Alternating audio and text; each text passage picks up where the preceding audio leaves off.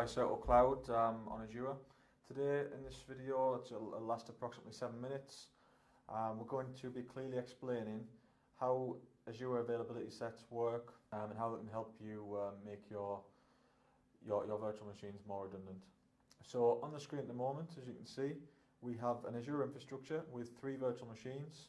We have 2 RDS servers and 1 domain controller. In the diagram, we've represented a potential scenario within the Azure data center by showing how our virtual machines could be running on different physical hardware within different racks.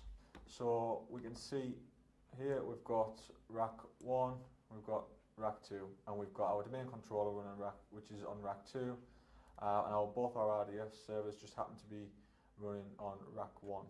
So you wouldn't know which of your virtual machines are running on which physical host in the Microsoft data center without some sort of real further digging, maybe using PowerShell. But it's not something that you would get easily out of the portal, and also not really something you could manipulate easily neither.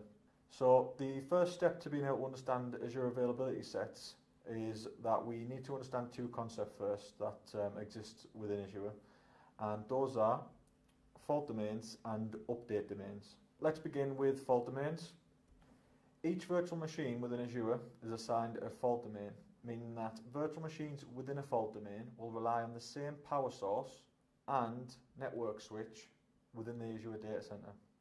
So you can see there they rely on the same power source and network switch within the Azure data center. So to transfer that into our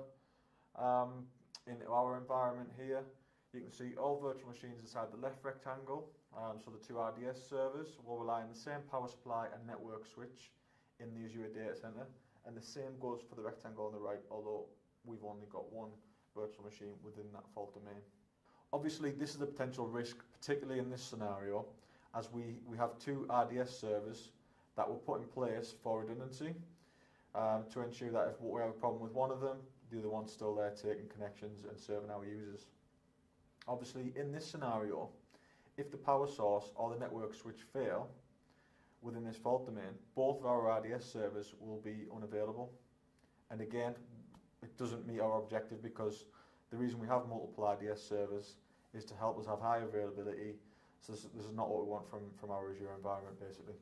So that's fault domains. The second concept is update domains. So Microsoft needs to update the Azure infrastructure from time to time. This is not Windows updates on your virtual machines. Those are managed by on your own by your own management systems or manually by yourself. These are updates to the Azure infrastructure, so to the Azure Fabric, the Azure hosts. When applying these updates, we could potentially encounter downtime or outages. This is extremely rare, as Microsoft would normally move your virtual machine to another host first.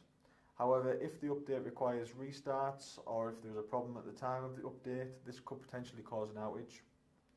And if all of our virtual machines are in the same update domain, they'll all be hit with the same problem at the same time. Again, transfer that to our example, we want both our RDS servers to be hit with updates at the same time, because if we had a problem with one of them, we want the other one to be available. So that is the update domains. And in our example there, you can see all 3 virtual machines are using update domain 1.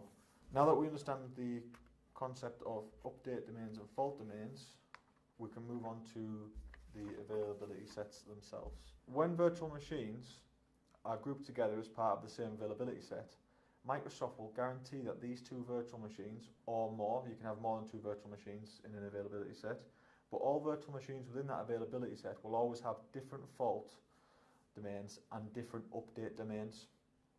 So in our example here, I'm going to put both our RDS servers into an availability set.